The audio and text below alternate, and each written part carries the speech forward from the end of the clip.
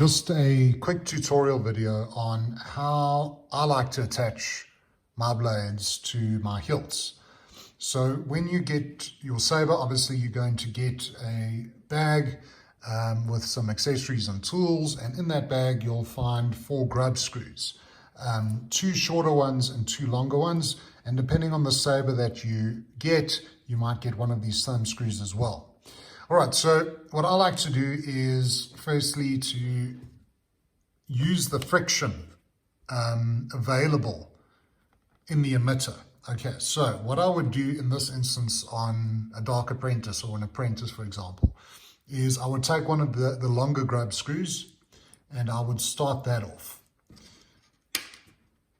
Let's just grab this Allen key. So use your Allen key and you're just going to want to screw that in there.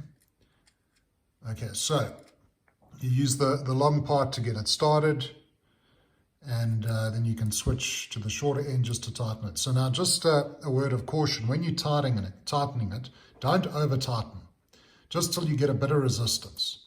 Okay, so what ends up happening is this is actually going to push this into the corner of the emitter. So that actually gives you a lot of good friction there.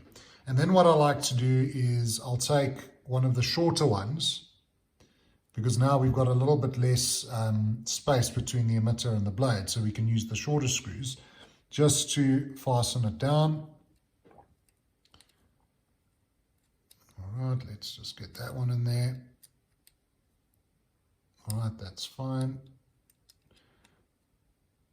Okay, you don't want to over tighten and you don't want to strip these because they're a nightmare to get out once you've stripped them. And then the same on the other side. So this method will vary depending on the hilt.